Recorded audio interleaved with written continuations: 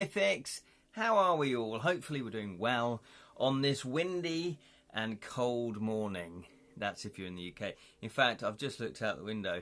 It's not windy. It was windy yesterday. That's how my brain works. And my brain belongs to me, Ken Boyter, of Edra Tales and the Bottled Imp fame. Of course I'm famous.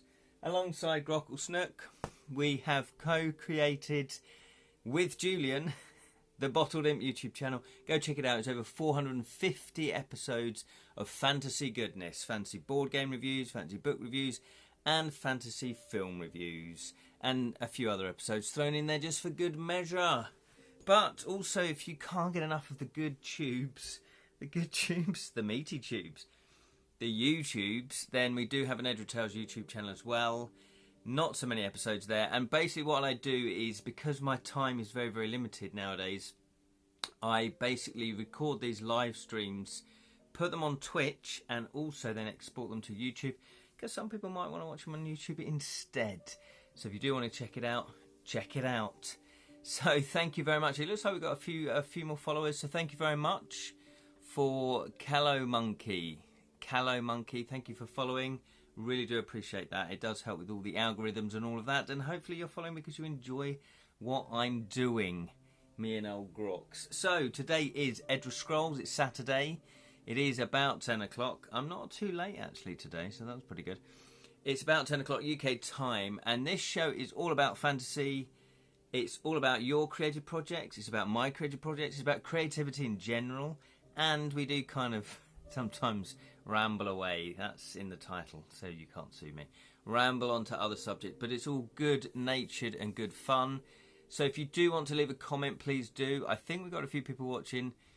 Now, the other day I was having problems when we did our live stream. So every Wednesdays at 6:30, we do a live stream of a game book. And this week, last week, we started a new story. Now this is 4 short stories by James Orkett, and we started Tormentor Tree Tower. Unfortunately, we couldn't get the comments to come up. I couldn't read your comments. Now, the whole point of doing a live stream of the game book is that you choose how the story unfolds. It's the audience. You're the adventurer, and then the one with the most votes, that's how the story will unfold. Excuse me, a bit belchy today. And of course, if I couldn't see the comments, can't play the game. And look at that, Martha has made a comment. Thank you. Good morning, Martha. How are you? Hopefully you're not as exhausted as you was on Wednesday. Yes, I am late again by 2 minutes, I think it was. 3 minutes. So I guess for me, that's being on time, isn't it? Because if I'm always late, then that's being on time, isn't it? I do love the Gandalf quote, and I never get it right, though. It's like, a wizard is never late, nor is he early. He arrives precisely when he means to. So, you know. Tired is Martha. Stay up till 5 a.m. again. Not fun. Is that because you can't sleep? Does your mind race around? Is that what that's about? I know that feeling. I do know that feeling, if that is what it is. I try to just slow my thoughts down and also get involved. I don't know. For some people it doesn't work. For others it does. If I read, and I'm reading the Lovejoy Murder Mystery, if I read, I tend to drift off because my brain, I guess, gets calmed. I guess it depends what you're reading. But yeah, so that's kind of how I do it. But I'm obviously no sleep expert, although I'm very good at sleeping, actually, to be honest. Can't sleep at all. Too many ideas for my book. Oh, I see. Yeah, it tends to happen, doesn't it? I think the brain, I don't know, but maybe the brain works when you are relaxed. So if you are in bed, we kind of gear up for relaxing, don't we? Normally it's like, oh, this is where we go to sleep. Let's relax. So maybe that's what's happening. Your brain's relaxing. Your unconscious is working, you know, your conscious mind is letting your unconscious thoughts come through, which is where a lot of ideas come from, don't they? Have you got a pencil and a notepad? Because sometimes I do that. I just write something down that will remind me in the morning of it. And then I could write up the notes in the morning or when I get a chance next time round. So, you know, got that near me all the time. Yeah, so hopefully that will work. I don't really know. You're just going to have to work out a system for yourself, Martha, because it's different for everybody else. But having a notebook, write out so the idea's at least written and you're not forgotten it, and then hopefully you could go to sleep. Yeah, so good luck with that. Lee Rin has put here, what a haul! I've got to be careful how I say that. Just got £122, which is $5,000. Wow, Taiwan dollars. Xbox Deluxe controller for £61. Wow, that's pretty impressive then. For £61. OAC at the biannual. Oh, so you got it for half price. Wow, that's amazing. That is fantastic. Time to finally take on Land Between in Elden Ring. Oh, okay. Okay. So what's the deluxe controller then? What's different about it?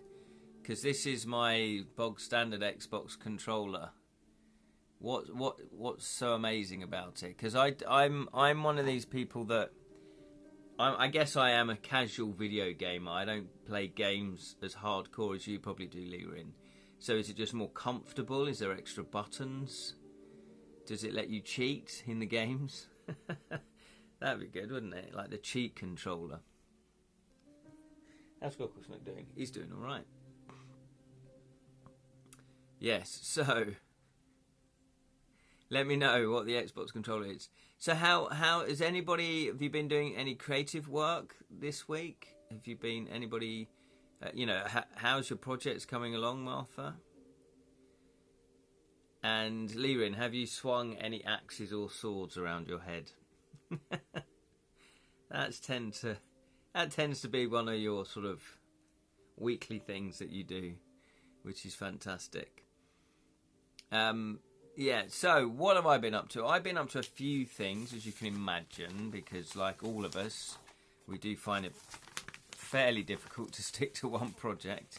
But the main project, as you know, is the game book. Oh, Martha's put it, just started a knitting bag, going to use cotton fabric on the inside. That sounds fantastic. So a knitting bag, so that is a bag that you've knitted to keep wool in, as in a knitting bag, or you're knitting a bag to put, just a regular bag to put anything in. Is it a bag of holding?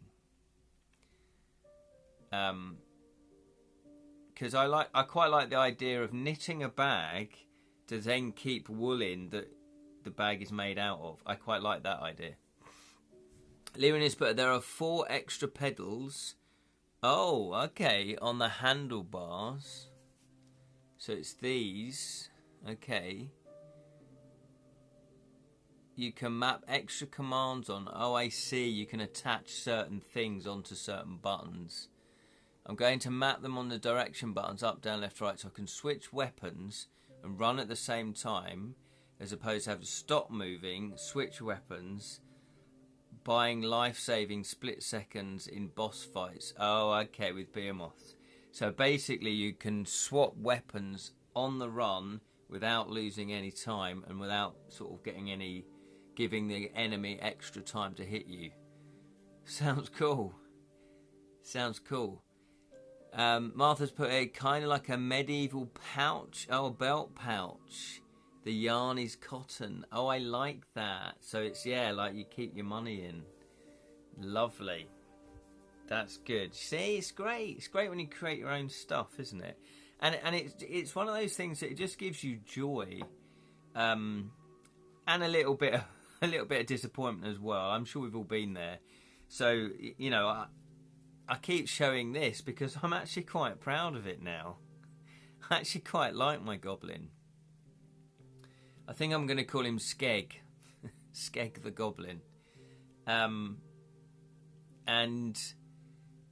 when I made him out of clay, I wasn't that happy with him. I went, it's all right. So it just sat on my shelf, unpainted and unloved. So I was like, and then I can't remember what it was. I think I saw someone else. Oh, that was it. I watched the pottery. There's a show in the UK called the Great British Pottery Showdown or something like that, Throwdown. And it's basically the same as Bake Off. I don't know if anyone's seen Bake Off. So you get you get 10 amateur or 12 amateur potters that make stuff each week, and they're challenged, and they've got, you know, what they have to do. They get tasks. And of course, every week they actually, you know, they colour them in, they paint them, you know, they glaze them, they put on washes, and so it's not just blank, you know, grey clay. And that's when I went, oh, of course, I wonder if this would improve if it was green. So I was disappointed. And then it took, you know, about a year, maybe a year and a half. And then suddenly it was like, oh, why don't I paint it and see what it looks like? And now I'm quite happy with it.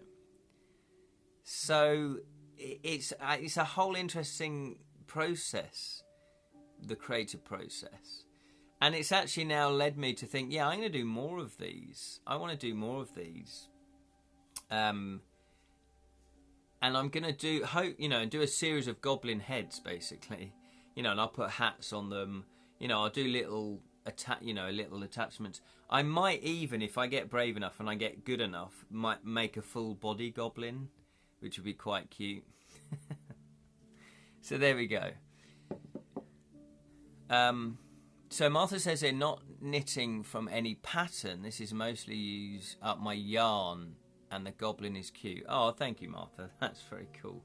It is cute. Yeah, it is. I like him. Skeg. Or I might call this series of goblins the Skegs. Skeghead. Skegheads. Skegheads. I was looking for a name, and I've now got it. This is what I like about this. Talking through your great projects.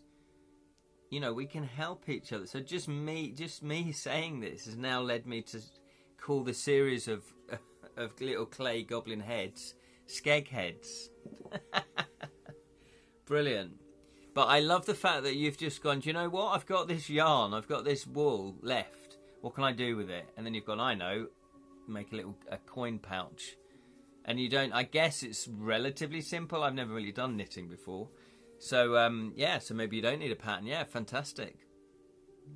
Lerin has put it, and more importantly, with USB ports, you can recharge the controller for up to 5 hours of electricity, so you won't have to cut AA batteries every week. Yes. Yeah, that's cool. Well, my old Xbox controller, I had on a dock. I bought, you know, ones that fitted onto a dock, so you just literally sit it on the dock. So mine was always charged. But then I couldn't find that again. That one I couldn't get, so the dock was useless.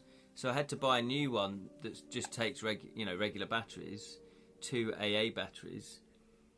But I charged them, so I've got, you know, I charged them for that and my little portable radio. Yeah, so it's not as good. But then I'm not playing the Xbox as much as I used to. I've just got so much on at the moment. So there we go. So, fantastic. Well, enjoy your luxury controller. Very happy for you. It's nice when you kind of manage to find something that you really, really wanted to. You know, you've been after for a while. Yes, so, what else? If you've been up to anything else, let me know. We can have a chat about that. Oh, yeah, Liren's put here. And make one with 4 ears and call him Lucky. I would imagine his head would look like a 4-leaf clover. That's not a bad idea. He's like a bit of a mutant. He's got four ears. I would imagine his head would look like a 4-leaf clover. He had uncanny luck, blind dodging attack in the dark thanks to his sonar hearing as a result. Oh, that could be pretty good, yeah. I like that idea as well, Liren. You've given him a little bit of a background story. So maybe I could, you know, just write a little bit of a background story. That'd be quite cool, wouldn't it? Maybe do them on a scroll, like a little scroll. And just sort of handwrite them. Yeah. Oh, that's a great idea. I love that. So, I don't know. This is the original Skeghead. Don't know what his backstory would be. You'll have to think about that. Maybe he was born from an egg. It's like, what? A skeg head egg.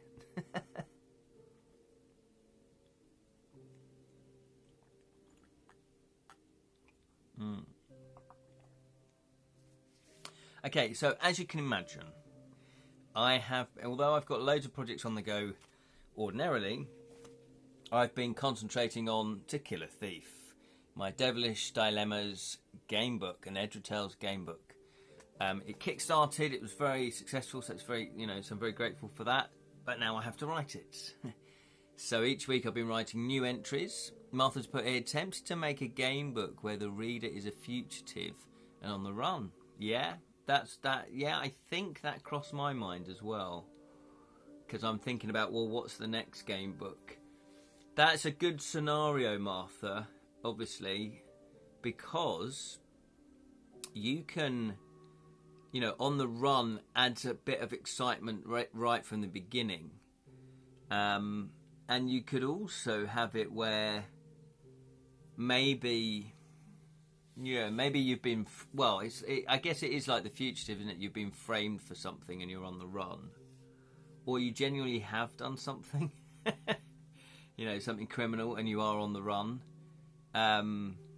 It depends how you want to play it. But yeah, it's a good idea, It's a good idea. Lucky has propensity.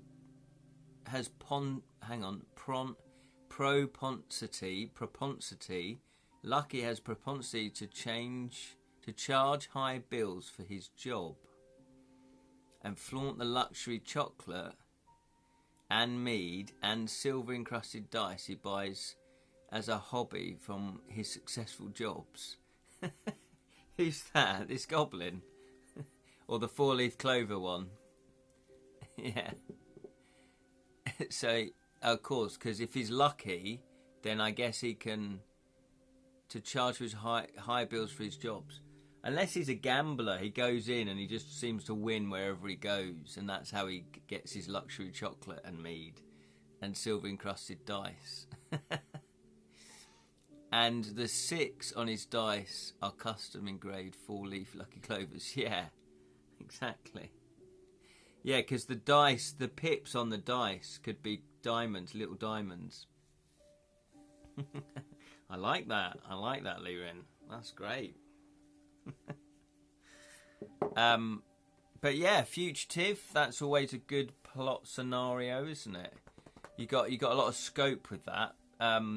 You'd have to, I always think with game books there has to be, he's all yours, Ken. Oh, thank you very much, Liren. As if I remember it. But yeah, thank you. I do like that. Nice bit of creativity in the morning. I also think with any book, any novel, any game book, especially a game book as well, but novels too, obviously, you've got to have, what does the protagonist want? What's their end goal? And it doesn't have to be elaborate, like taking over the world or, rescuing the prince or the princess. It doesn't have to be anything like that. It can be as simple as making a cup of tea. However, if it's in a game book, you kind of want it to be quite substantial. So you've kind of got to, because that's also your hook for the book. The hook for the book. So, for example, my hook for the book is you've been sold a fake map, what you believe to be a fake map of Edra. And there's Edra. And you are, and on it is meant to be the mythical crown of chaos. Yeah, that nobody believes is real, but some people might be real. It's like the Holy Grail. So that's the first thing that you're hooking them in with. Can you find the Holy Grail? Does it actually exist? The crown of chaos. But just as you're about to go and do that, you stumble across a murder. There's been a murder. So again, now I've given the reader 2 choices. Do you investigate the murder, or do you just go for the crown of chaos? Yeah? And so that becomes, so it's investigate the murder, basically, is then the main thing that they want to do. So that's your hook. So if it's the fugitive, you need to come up with, well, what is the future doing? Yes, they're on the run, but you need an end goal. So it needs to be, I don't know, if they can go to a different country, you know, can they escape the borders of that country? Because in the next country, there's no jurisdiction. It could be as simple as that. Well, not simple, but then obviously then you build up the tension because they might get caught. You know, you have to, and then you know, maybe you have to get on the boat, and maybe you're still not safe until you dock on the next land. You know, things like that. So you do need that end goal. But yeah, so that's a good idea. But just in case, says Lyrian, I'm out of characters. Can Lucky make cameos as Gremlin Assassin in my Space Fantasy universe? Of course, absolutely. Absolutely. While I take a pause at the crossing lights. Good evening, Martha. Are you walking along? Fantastic. See, this is the thing. I always think people are just sitting down watching this, but they're not. So when I watch live stream and stuff like that, I'm normally doing chores, I'm tidying up, I'm doing the dishes. You know, I kind of like to have things on in the background that I can then do stuff with. Plus, I also like, sometimes I do write as well to live streams as well, like Jonathan. Where is Jonathan? Where is everybody? Where is Jonathan? Where's Jam? Where's Sally? Well, I know where Sally is. Sally couldn't make it today. But, yeah, where is everybody? Come on. You've got more important things to do on a Saturday morning than to watch me? I severely doubt it. After this, I have to go to the store. Not fun due to the icy roads. Oh, bless you, Martha. Yeah, icy roads aren't good, are they? If you're driving, take care, obviously. And if you're walking, take care, obviously. But I always think countries that are used to a lot of snow and ice are more geared up to countries that aren't. However, we don't get enough snow and enough ice for us to be totally prepared for it. So it seems to catch us out every time. Like, we don't have like snow tyres on our cars. We don't change our tyres. I know some countries, they got chains on the tyres so that they get prepared for the snow. Oh, I see. Martha's walking. No driver's permit. Fair enough. We'll take care. Maybe get a walking stick. I don't mean that because you're getting old, but just to steady yourself. Or like a proper ski ice pick ones. Giddy that once I get said handled pedals arriving in the mail next Friday and attach them to the controller, I can finally keep up with the pro players when I finally have an Xbox, a not strong enough PC. Fantastic. Yeah, I guess that's the thing. The pro players, like anything, if they're doing it full time and they can afford to do it full time, or they get paid, so that means they can do it full time, then yeah, how can the likes of you and me who aren't pro players keep up with them? You can't. However, little gadgets like that will presumably give you another little leg up to see how well you do against them. If you are watching and you're not commenting, that's absolutely fine. You're more than welcome. Hello, good morning. How are you? Forgot to say, I got the Lego Hobbit for PS4, and you're excited to play it. Fantastic. Oh, I might have to get the Lego Hobbit for Xbox then. Maybe do a live stream of that. I've got out the habit now, Martha, haven't I, of the Friday evenings. I think while I'm still writing my game book, I'm just really focused on that, so I do need all the time. Anyway, so the updates on the game book is I have written another 15 entries. I believe it's 15 or 16 entries. No, 20 entries.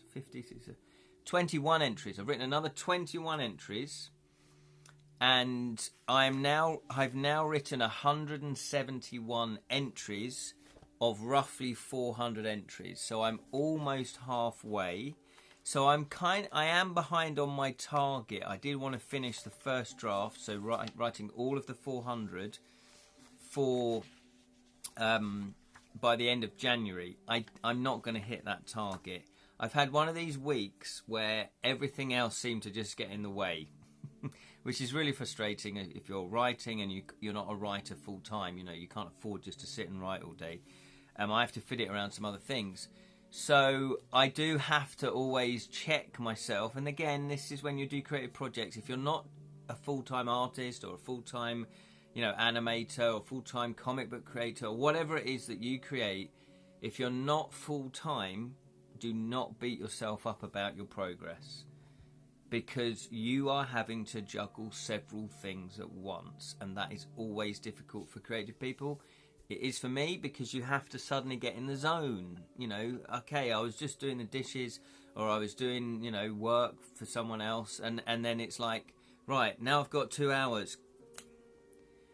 And it's not quite as easy as that. You have to kind of really be, So I do still sit down and say I've only got 2 hours, I force myself to sit down, even if I'm not totally feeling in the mood.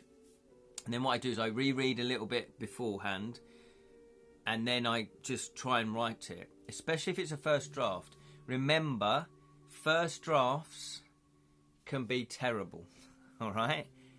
Don't worry about if it's perfect, if it's fantastic, if it's going to win you the, Pulitzer Prize or whatever it is nowadays, because it won't necessarily do that.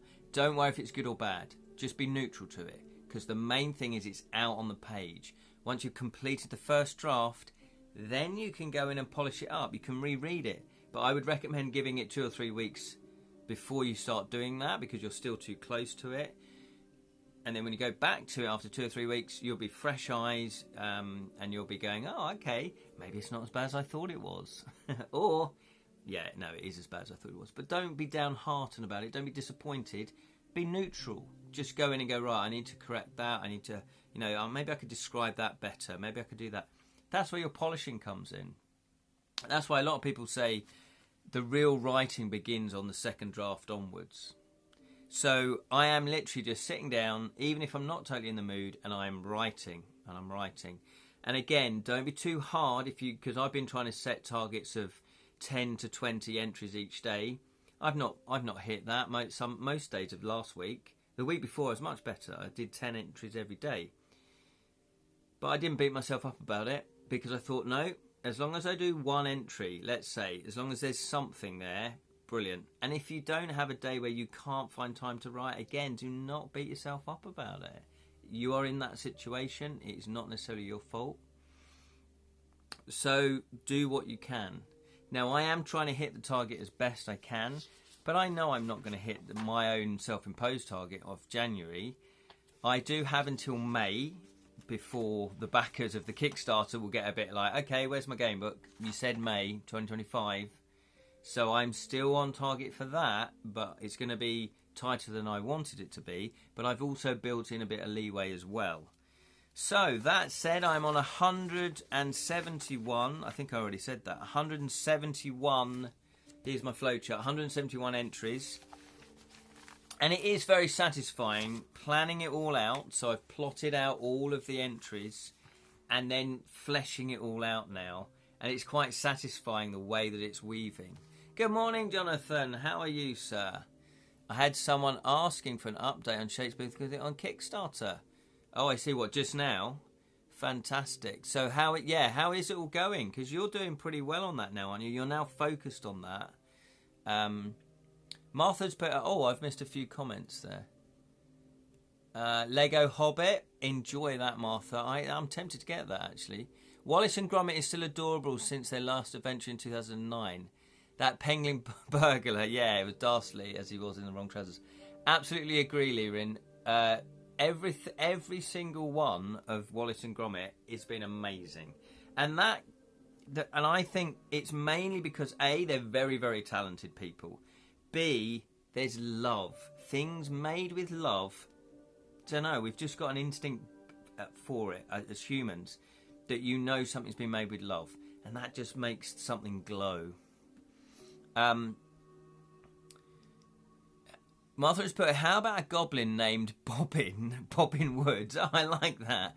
She is smaller than the others. I like that as well. Little cute Bobbin. She steals from the wealth and gives to the poor. Oh, I love that. A little spin on Robin Hood. That's fantastic. I love the name.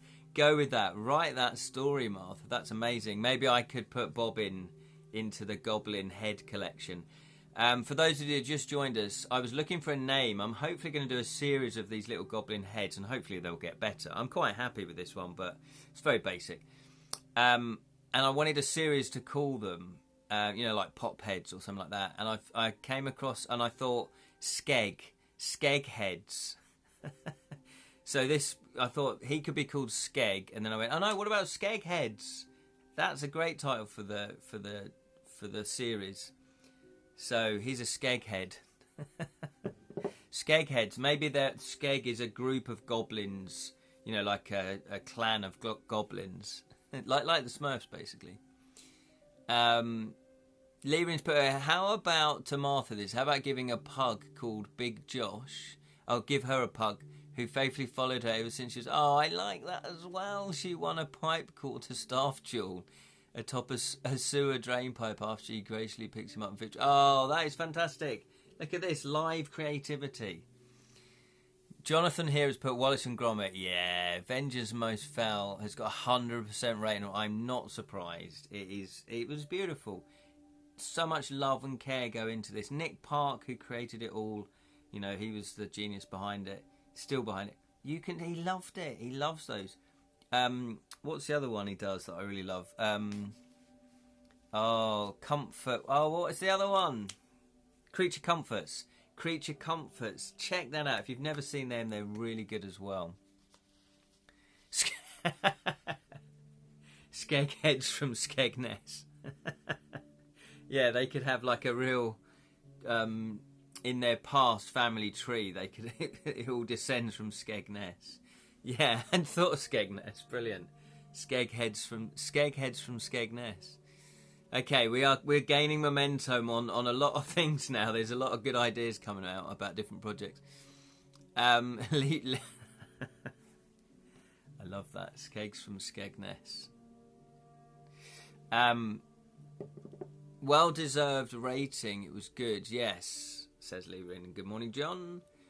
And Chicken Run. Oh, yeah, Chicken Run. Forgot about Chicken Run. How cool was Chicken Run? I didn't see Chicken Run 2, I don't think. And, of course, he created Morph. I mean,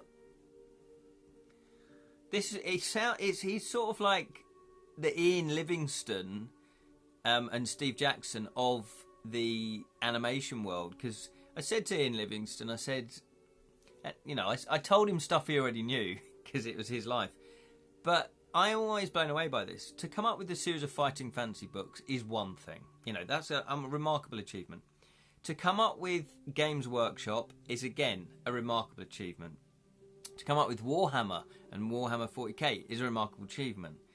Or at least to be publishing it, at least to be involved with it. Because I don't know the ins and outs of Warhammer, but, they were the publishers, weren't they? So I'm assuming they come up with the game. I don't know. You'll have to correct me on that one, Jonathan. But it might have been staff members, like Talisman, they didn't come up with it, but they published it. So, but they, to still publish Talisman is amazing. But then Ian went on to create Eidos, didn't he? Who created Lara Croft? I mean, come on. Mel Gibson's chicken shouting freedom. Yeah, exactly. A Braveheart fan crack out laughter in the theatres. More. Oh, here we go. Jonathan's got the Morph history. Oh, I thought it was Nick Park. Oh. Morph was created by Peter Lord and David Sproxton.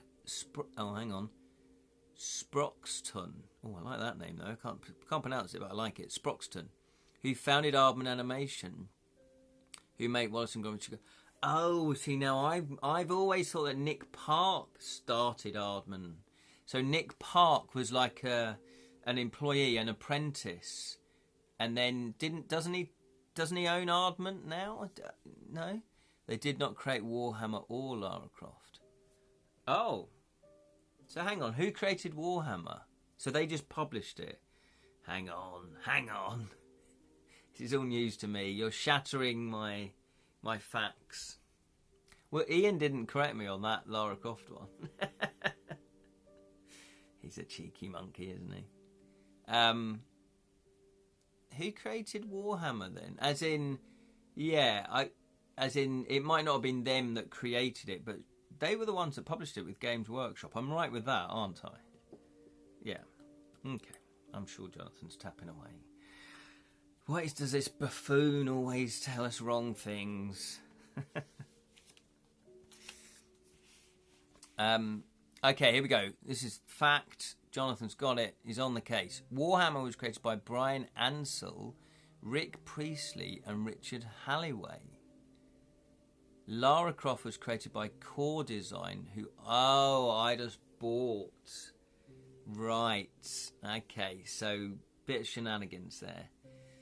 Oh, okay. Right. So do you know, Jonathan, Brian, Rick, and Richard, do you know if they presumably still own the rights to that, or did they sell the rights? Because if they held on to the rights, that is the shrewdest move. And I remember Ian Livingstone always says, hold on to your IP rights, don't sell your rights to your creations. So I wonder if that was... I wonder if they did that. Because in the theatre world, you know Oliver, the musical Oliver. Lionel Bart wrote that, and he sold the rights. And then years later, he was struggling and didn't have any money. And it's just so tragic. And then when they revived Oliver in the 90s, maybe early 2000s, he wasn't entitled to any money. However, the production gave him some money just out of kindness. So Warhammer is owned by Games Workshop. They are all employees of the company. Oh, I see. So they wouldn't have got royalties then, unless their contract specifically said that. Yeah, that's tricky. But I guess the nature of that is if you own a company like Games Workshop and you employ staff, you kind of say, okay, you know, we'd like to design a war game. Go for it. You know, you three come up with a war game and we'll kind of oversee it. So I guess it's one of those things, isn't it? They're the ones that have the money. They're the ones that are funding it. And they're the ones that are going to risk the money on the marketing, on the production, you know, on all that sort of thing, on the distribution. They're putting up the money to get it into the shops. So, and, you know, they've built up their company. So they would own the copyright. So I can kind of see it from that point of view. But if you're an employee, it's quite gutting. But then again, you'd have the prestige of going, yeah, I work for game shops. I created Warhammer. I mean, that's pretty cool to say I created Warhammer. And hopefully that would lead on to other things that you then could get royalties for. Does that make sense? In the contract, it says anything designed by an employee belongs to the company. Yes, I thought that would. Which, because when I was a graphic designer working for different companies, that was always in our contract. Anything that we created whilst working for the company was their copyright. And I even think they thought it meant in our own private life. And I just would laugh that off and go, you can't copyright me what I do out of hours. So that to me was always a grey area. But I always thought that they thought it meant, you know, if I created a book outside that had nothing to do with the company, that they would own that copyright as well.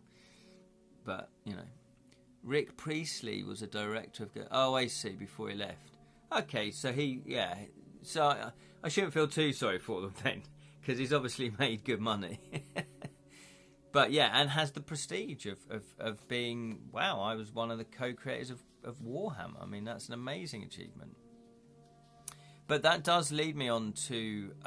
but you see, the thing is, if they'd created it on their own...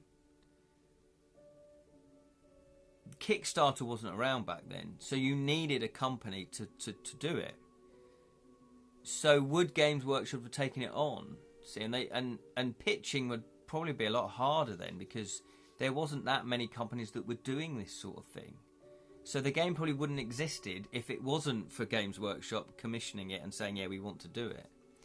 So chicken and egg back then. Jonathan Spear, when I was a teacher, I had to get permission to have a second income source as a writer. Interesting, yeah. but they don't own your copyright, because if they do, you got a few back payments to make. Yeah, so I think that's sort of fair enough-ish, because I guess they don't want that conflict of interest. No, yeah, no, they don't own the copyright. Yeah, but they just kind of want to know. I guess I put it this way, maybe if you started writing about a school and it was all a bit too close to the school, and they might think that you're bringing them in disrepute. Maybe that's why they wanted to sort of give that. So Jonathan's, but I was writing for Black Library and Abaddon Books at the time, so Games Workshop and Rebellion own the copyright. Oh, I see. So even if you're freelancer for Games Workshop, they then grab the copyright. I guess, oh yeah, again, because it's a series of books that they've created with their characters, and you're like a hired writer, aren't you? A gun for hire, a pen for hire, a typewriter for hire. I'll stop there. So, of course, they would still own the copyright, where it would be different if you'd come up with your own world and your own characters, like your Ace Game books, and gone to them to say, would you like to publish them? Yeah. Lirin's put here, can't wait to see how Henry Cavill, I never know how to pronounce his name, Henry Cavill, keep Warhammer 40,000 R18 and still able to be shown on TV, because anything less than Emphasis Warhammer loses its soul. Yeah, Warhammer's pretty brutal, isn't it? I've not played too much of Warhammer. In fact, I played it once, and I had no idea what was going on. It looked fun, but yes, that would be interesting. And how you've got to stick to the source material, because it's big. It's things like Warhammer and anything that gets big and popular, like Marvel, like Doctor Who, like Sherlock Holmes, is popular for a reason, and it's because there are fans that really enjoyed what the original source was all about. I'm not talking ketchup here, although I'd like to. And so when you go, let's do an adaptation, why change it? Various things you have to change, maybe, because of certain technical things to do with television or TV or film, but the actual story and the plot, stick to the source material. That's what made the thing the thing. As soon as you change it too much, you're going to lose the fans that put the thing there, and became popular for. And then if you're doing it just to attract new people, why? Why are you trying to attract new people? Please the fans, and then other people will then go, what's all this about? Oh, and if they like it, they like it. If they don't, they don't. But don't change it, because then you're going to lose the fans, and then you've got no audience. Okay, so Jonathan, has put it, I got royalties from Games Work. Games Work, you still do? Nice. But my work for Abaddon was a flat fee. However, I own the rights in all my Ace Game books. Yeah, absolutely. Yeah, definitely you own the rights to your Ace Game books. That's interesting then, you still get royalties. That's cool, that's nice that you even though it wasn't your property, that you still get royalties. So again, it is in the contract, isn't it, and how you negotiate it. Sadly, I feel D&D has lost its heart, says Martha, over the years. The new book and rules seem off to me. Oh, okay, that's interesting. Well, maybe they have moved away. See, I'm still working on, I've only ever got the 5th edition when it first newly came out. I got the starter pack. They did the starter box. They did a monster manual, a player's manual, and also the DM manual. And I got all those 3. Really loved it. Thought it was amazing. Loved it. Yeah. But I have heard over the years that they've lost their way, that it's not what it was and it's different. And if you're going to do that, you're going to lose your fans. And, you're a fan of it, Martha, and you're not particularly, you're thinking, something's not quite right. Jonathan, but the trouble is many producers are trying for 4-quadrant appeal. Oh, okay, this is new to me then, this technical term, 4-module appeal. So they want both male and female, both over and under 25 years of age. Yeah, and that's so difficult to get. The royalties I get that would pay for yeah. Hey, don't knock it. That's a free pizza. Who doesn't want free pizza?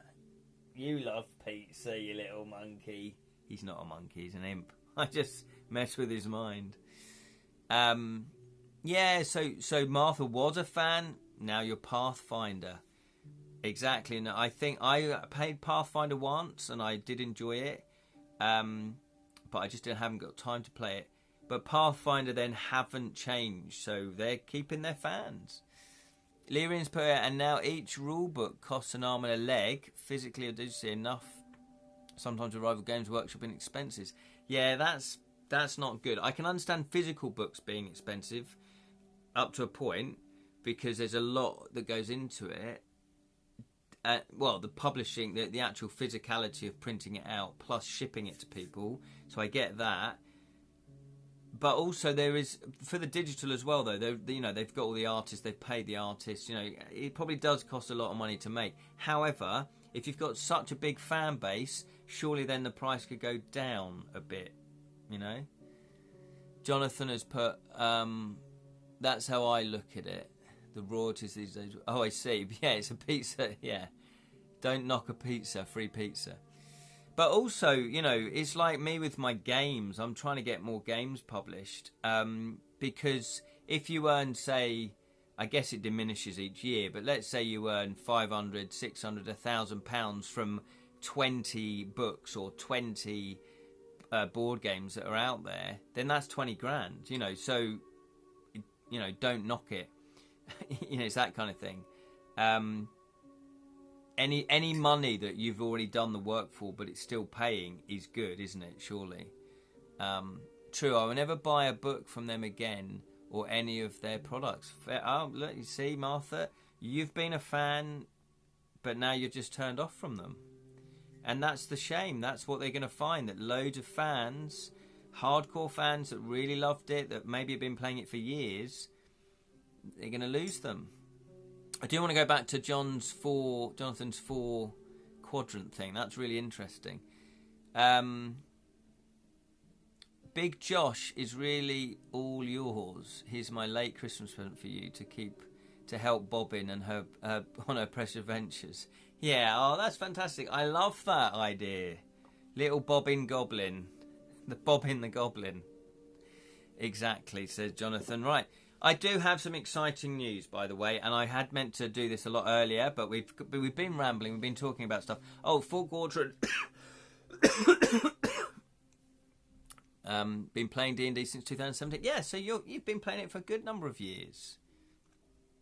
And now they've just lost you as a fan. I know somebody who's been playing it for 20, 25 years, maybe, I don't know how old it's been. Yeah, since the 70s, late 70s, wasn't it? And he's been playing it since... he was a teenager in the early 90s, I think it was. So, yeah, a good 30 years. I'm not sure. I think he's still playing it. I haven't caught up with him about the changes in it. But hopefully he's still playing it. I think he is. But, Jonathan's put here, even worse, TV dramas are becoming more simplistic because challenging ones aren't second screen friendly. Yeah.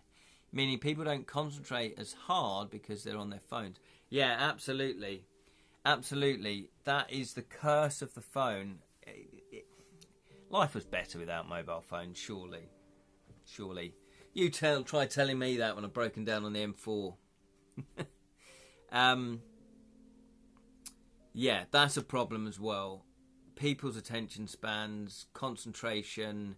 trying to do different things, and it's like, just concentrate on the film, on the TV, or when reading a book, just concentrate on that. Just put your phone away. I like to think that it'll be interesting with the next generation, whether or not they get to an age where they go, do you know what, I'm not going to look at my phone, and they're going to start rejecting social media. I think that will happen. I think it will naturally swing back. It's got to. Try telling that to my friend when when he broke his leg in hiking. Yeah, no, I know. There are times when a mobile phone is very crucial and very vital, I know. I was kind of being a bit tongue-in-cheek.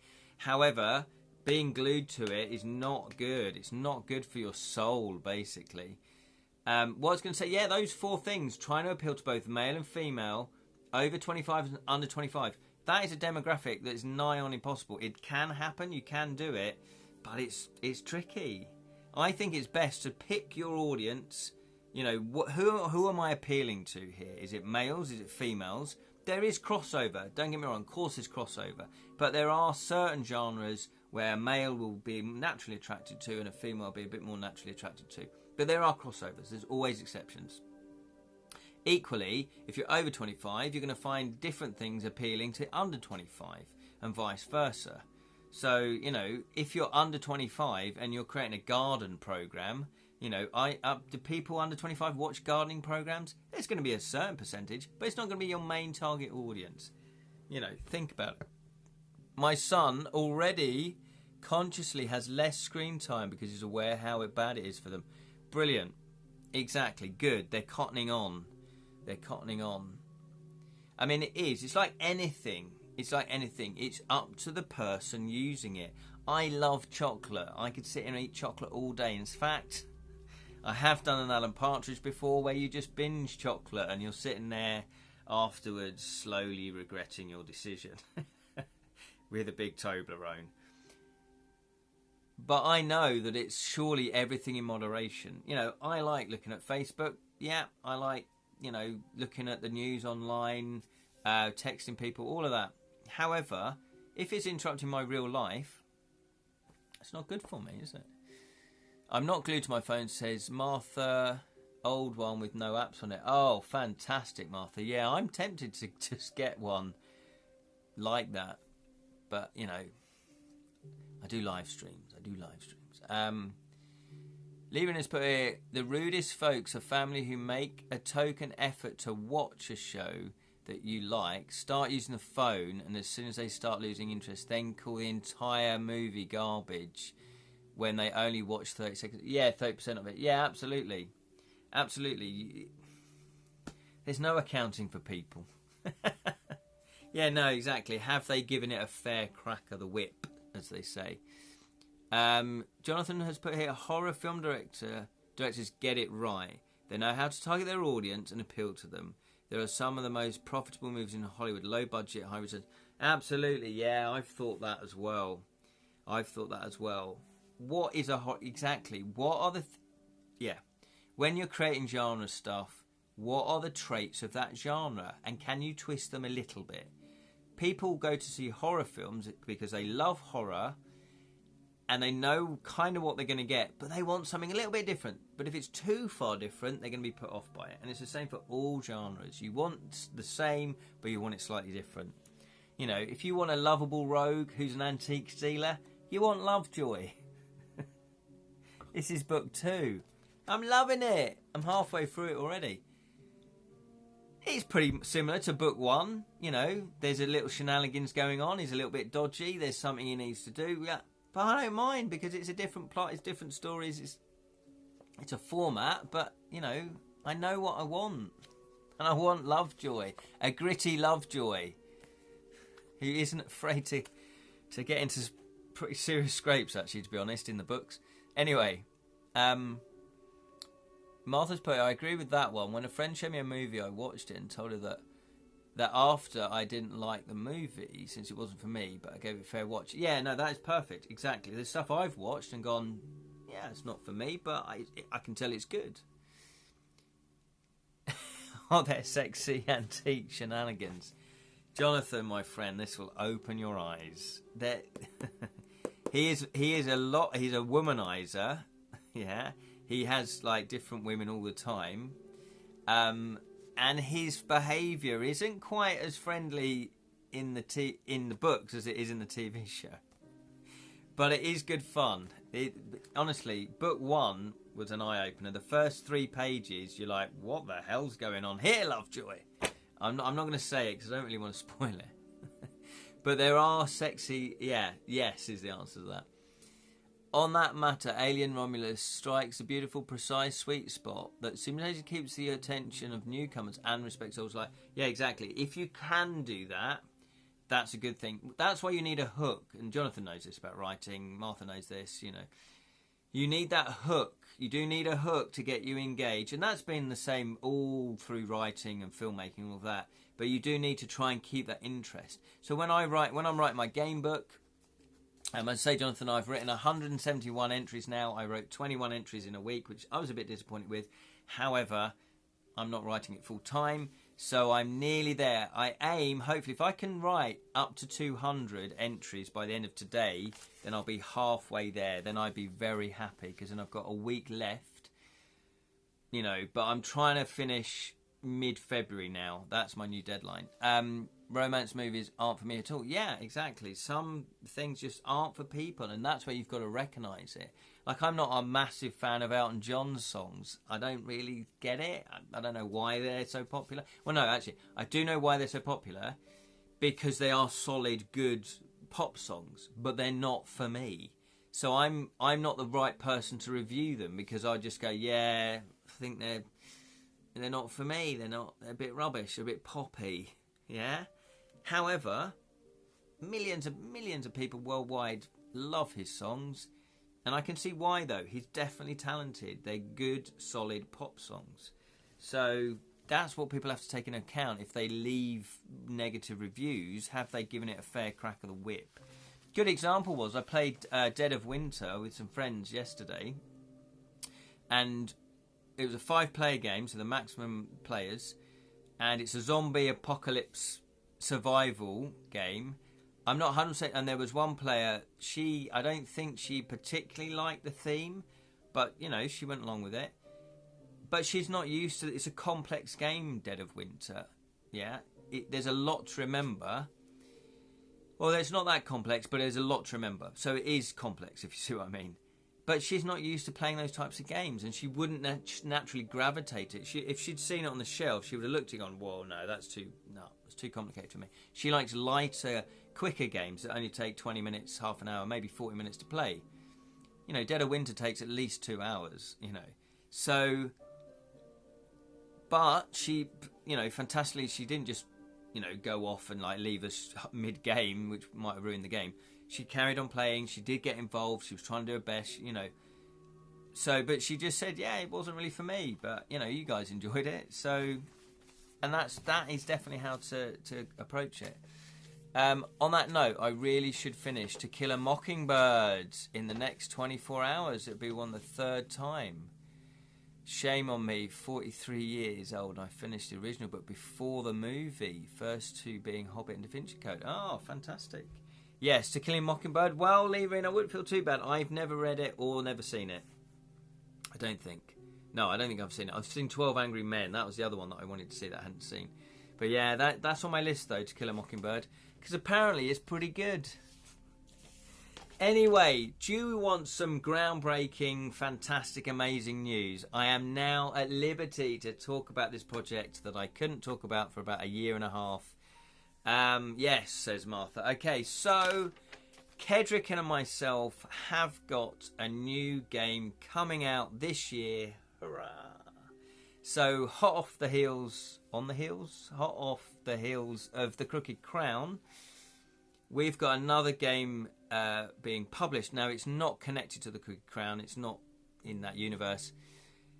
It is called, and I've got the cover here of the art of the box. It is called Guildlands. There it is.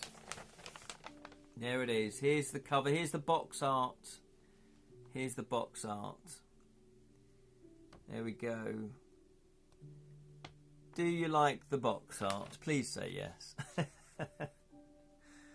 There we go. It is Choose Your Guild. Lay your tiles, rebuild the city. Look at that. Look at all the detail. It's a commissioned bit of art. There we go. Lee Ryan has put, but always loved the devilish, classy and handsome Gregory Peck since The Roman Holiday, Guns of Navarone and The Omen. Gregory Peck is an amazing actor. Yeah, really good. Martha's bit, oh my God, I remember you working on that a long time ago and talking about it back then. Yes, absolutely, Martha. Absolutely.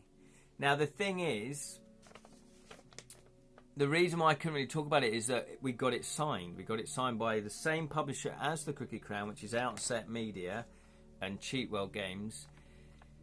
And I always feel it's fair not to then talk about it once it's now with a publisher, because they you know, it's early days and something might happen where it doesn't actually get published with them and they have to return it to us, or So we're now down to the latter stages of it getting printed and published and then shipped back, you know, from China. So I don't think this is going to go wrong. Touch wood. You know, it's definitely going to be published now. Whereas before you commission all the artwork, all of that, they could just walk away from it because they've not paid any money, apart from, you know, some companies pay in advance on royalties. So that, you know, they could just walk away and say, no, it's not working for us before anything really happens. Oh yeah, heck yes, I love the classical 1980s hand-painted style game box. Thank you very much, Lirin. It's cool, isn't it? It's cool. So yeah, so the artist is Blue, a guy called Blue, and this is this is kind of obviously like a fictionalized sort of image of the game. The game is a tile laying game, as you probably can remember, but if you can't remember, it's a tile laying game where each player plays a different guild, i.e. guildlands. That's why it's called guildlands. And what you do is, each player, it's an asymmetrical scoring system. So each player is going to be scoring in different ways and looking out for different symbols. So for example, one player might be scoring off of circles, one player might be scoring off of triangles, one player might be scoring off of squares. And each guild, you do have your own little special abilities going on as well. So I won't go into the nitty gritty of the game, but basically what you do is, so for example, I've got the old prototype artwork here for the tiles, and I'll show you the new tile artwork as well, by the same artist, Blue. So basically, they're the gardeners and the roads. So the gardeners will score off of trees, wizards score off of wizards' towers, city watch off of guard towers, and then we've got the market stalls as well. Now the road toll collectors, you need to build the longest road basically, and then you got the druids. They score off of stones, standing stones. So basically that's the old style. Now I've not chopped these ones up yet, but this is the new style of artwork, which for me I do prefer because it's just slightly more detail. It's bolder. You know, there's just a little bit more going on. But when Blue did this as a prototype, you know, we didn't pay him loads, so he just said, okay, I'll just, you know, we just wanted something that was quick, that we could just pitch to publishers. So then we commissioned Blue again from the publisher. So the publisher commissioned him to come up with better detail, you know, bolder graphics, that kind of thing. So this would be actually like if the game was played out, because you lay tiles next to each other, creating the city. So there we go. So badly want snacks. Snacks. Meaty tubes for Martha. So there we go. So that is some of the tiles. Now you don't have to lay them out in a grid like this. The city lays out in all different shapes, and the great thing about it is no two game is ever the same, because it's a random way that the tiles come out, and that your choice of tiles is random. More salted caramel fudge. Ooh, lovely, Martha. Good taste, good taste. And also how the tiles get placed will change as well. So it's you know, no two games are ever the same. It's a lot of replayability. So there we go. So that is pretty much an exclusive of the game, in terms of nobody. I did ask Paul, who commissioned the game, if I was allowed now to talk about it publicly, and he went, yeah, go for it, because everything's in the bag, it's all done, it's all, you know, that they TM the Guildlands, you know, it's all sort of safe and secure. So that is the 7 PM Earl Grey time. I like it. Well, I've got what we call builder's tea. With a little drop of honey. Yeah, so We're going to be hopefully launching it at the UK Games Expo. So if you are coming to the UK Games Expo, I know Martha and Lee are in, you're probably not, but anyone else that's watching, and if you are coming along to the UK Games Expo, come to the Outset stand for a demo, and I'll be demoing it. So come say hello. I want to so badly. I know, Martha, you would love it. You would love it. But I appreciate that, you know, it's cost. Buying flights and accommodation, all of that. I appreciate that. Which is why, you know, I love to do a live stream for you guys. I love doing a live stream. So if you can't make it, you get a bit of a flavour of it. And I'll probably go and do that again this time at UK Games. I didn't do it last time at because I was demoing the Cookie Crown, and I kind of wanted to do that. However, I'm going to be a bit more relaxed with it, so I will be demoing Guildlands and the Cookie Crown, but I will go and do a live stream as well. If you see Jam, don't ignore him this time. I didn't see him. I didn't actually see him. He saw me. He knew who I was. It was up to him to come to me. I didn't see him. And then when I went, after I finished the live stream, I think he'd gone. I went to find him in the queue, and he'd gone. But no, you're right, Martha. I won't ignore him. Now, also in the game, you get little geeples, guild people, although we're not using that terminology anymore, but I wanted to use that terminology. We're going to be calling them workers, which is pretty straightforward. But anyway, each guild gets 2 workers, and that you place onto your tile. And what that means is that tile is protected while your worker is on there. Nobody can rotate your tile, and nobody can place any tokens or another tile on top of that tile.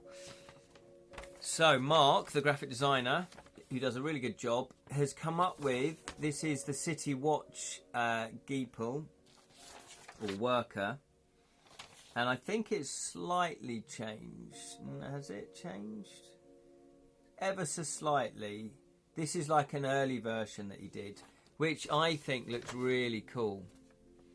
So imagine you've got a little geeple. They're going to be 15 millimeters. Yeah, 15 millimeters high, and 15 millimeters wide. So you've got a little geeple, and that's going to be a wooden, blue-coloured worker, but then you're going to have a white outline, the white transfer on top, just to give it a bit more character as well. So that's pretty cool. Hoping you're liking these. Now, I don't know if you can see these because I printed these off and they're a little bit small, but these are all of the guilds. So we've got the druids, we've got the wizards, we've got the City Watch, we've got the road toll collectors. I don't know if you can see that one. Then you've got the merchants and the gardeners. And I just love all the little detail. You've got all the little detail, like, I don't know if you can really see it because it's a bit small. I might print this out bigger for next week actually, so you guys can see it in more detail. So, whoa, that meeple has got a Monty Python None Shall Pass look to him. Which one? Oh, yes, exactly. Maybe that's where Mark got the inspiration from. Yeah. But yeah, so we're really excited about that. So, and it's just interesting to see the development of the game. Because when we did the prototype, I did the original characters, and we kind of did them more like as if they were going to be figurines rather than meeples. So I did like the druid, the wizard, and I basically just hand drew these because we wanted a bit more of a human feel to them. So I kind of hand drew these. And there's my gardener. So you can see the difference. They've gone for a bit more of a... Oh, and here's the City Watch. So yeah, so that was the original prototype version. But I did these as standees, you see. So they were going to be standees. Martha's almost falling asleep. Yes, I do have that effect on people, Martha. So there we go. So that is very, very exciting news.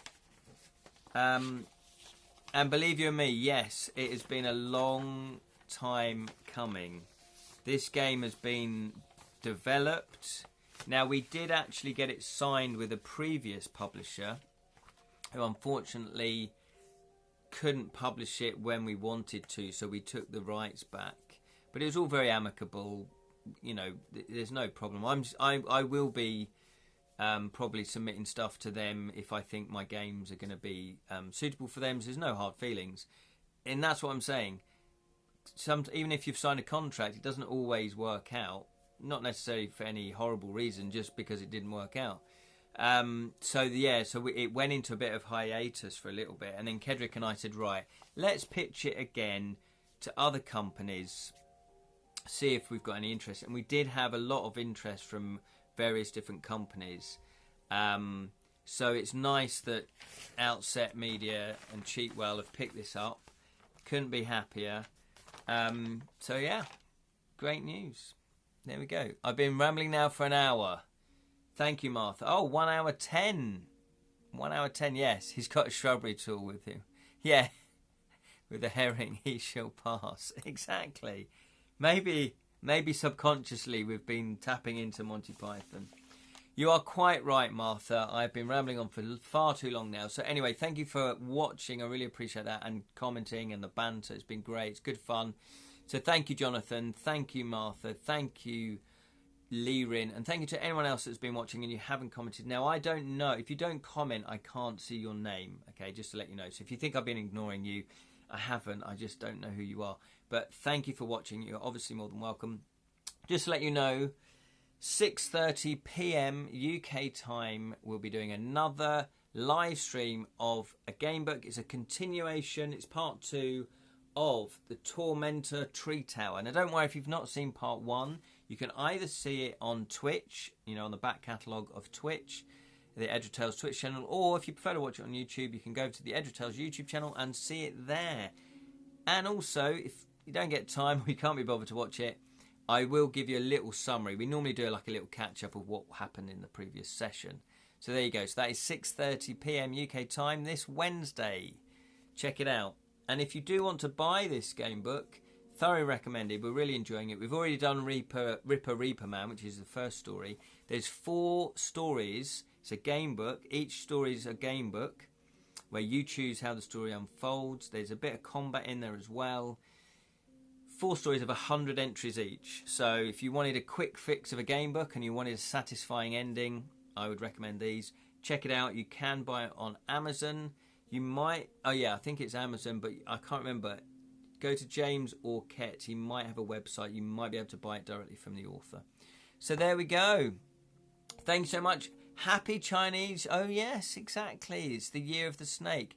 Thank you, Lee, and that's very kind of you. And happy Chinese New Year to you as well. The year of the snake. I might go and look up to see what that's all about then. Thank you so much. You have been amazing. Until next time, remember, may your thieves never get caught. That's not right.